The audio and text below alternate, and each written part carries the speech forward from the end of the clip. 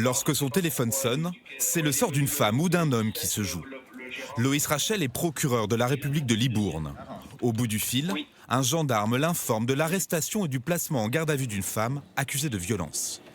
Il y a des violences qui sont commises sur le parking du Alibi envers une femme qui est commise par deux personnes. Le procureur doit décider s'il libère, place en détention ou renvoie la jeune femme devant le tribunal. Et pour prendre sa décision, il visionne la vidéo de l'agression transmise par les enquêteurs. Donc ça, c'est la vidéo, c'est le petit frère qui a filmé, hein, si je comprends bien. C'est ça, exactement. Sur ces images, on aperçoit une jeune femme violemment battue par une autre, tandis que son frère filme la scène en l'encourageant. On voit bien les coups... À tout juste 23 ans, l'auteur de l'agression est déjà bien connu de la justice. Donc le casier judiciaire, et donc là on voit qu'elle elle a déjà été condamnée à la fois pour des faits de vol et puis pour des faits de menaces. Très rapidement, le procureur doit décider de l'issue de la garde à vue. On reste sur la comparution immédiate pour cet après-midi et on dit déferment 11h. Ok, eh ben ça marche, impeccable. On fait comme ça. Merci, à plus tard, au revoir. Merci, au revoir. Des faits qui sont quand même violents, avec une incapacité de travail qui est significative. À côté de ça, on voit avec le casier judiciaire que c'est quelqu'un qui a déjà été condamné. Il y a déjà 11 mentions sur le casier judiciaire, donc c'est quelqu'un qui est très connu. Dans ces cas-là, nous, ce qu'on souhaite, c'est une réponse qui soit ferme et rapide. Donc c'est la comparution immédiate. Présentée l'après-midi même devant le tribunal, la jeune femme a été condamnée à 30 mois de prison ferme. Des affaires comme celle-ci font le quotidien de Loïs Rachel.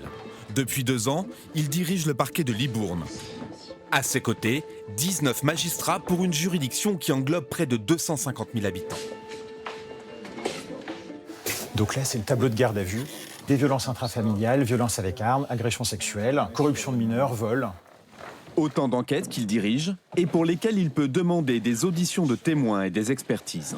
Ce jour-là, 2 gendarmes se rendent dans son bureau avec plusieurs affaires en cours, dont celle d'un homme contrôlé avec une arme et de l'argent liquide. On a fait un contrôle le 14 janvier sur la commune de Saint-Train-et-Cubzac.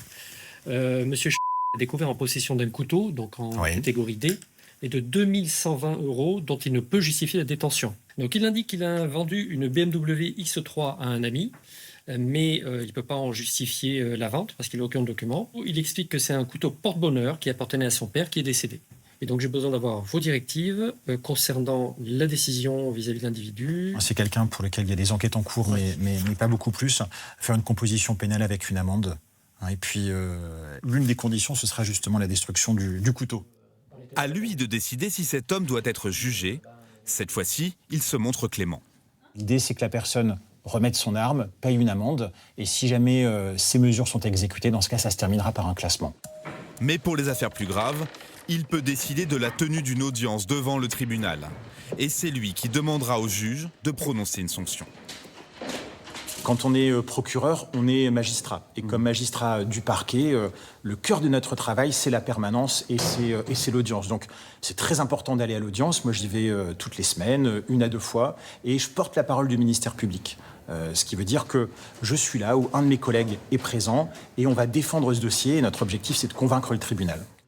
Comme ailleurs en France, l'activité pénale à Libourne connaît une augmentation. En 2025, 17 000 nouvelles affaires ont été enregistrées par le tribunal, soit 25% de plus en 3 ans.